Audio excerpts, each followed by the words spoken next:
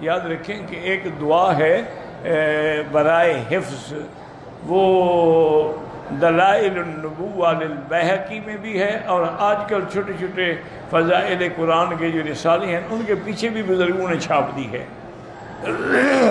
وہ دعا ایسی ہے ماشاءاللہ جو حضور نے حضرت علی کو سکھلائی تھی رضی اللہ عنہ، اور فرمایا تھا کہ ایک جمعرات، 2 جمعراتیں، حتیٰ کہ آخر حد 7 جمعراتیں ہیں، تم اس پر عمل کر لو تو پھر زندگی میں کبھی کوئی چیز نہیں بھولو گے۔ حضرت علی فرماتے ہیں کہ میں نے تو صرف 3 راتیں پڑھی، اور اس کے بعد سے لے کر آج تک میں کوئی ایک لفظ بھی نہیں بھولا۔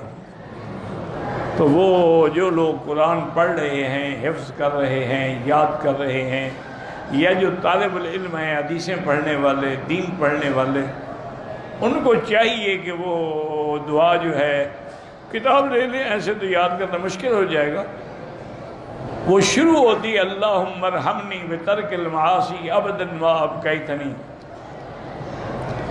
وارزقنی حسن النظر فیما یرضیک عنی اللہم بدیع السماوات والارض یا ذا الجلال والاکرام۔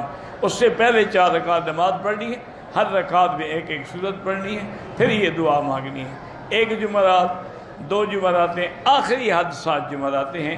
تو جو عمل کر لیتے ہیں نا جی، ہمارے ہاں تو مدرسوں میں پہلے اہتمام تھا، جو تحفیظ القرآن کے مدرسے تھے نا، تو استاد سب بچوں کو پہلے یہ دعا پڑھا، جمعرات 7 بیٹھ جاتے تھے، اور پھر 2 3 بچے کھڑے کر کے وہ منزل پڑھ لیتے، پھر دعا پڑھاتے تھے۔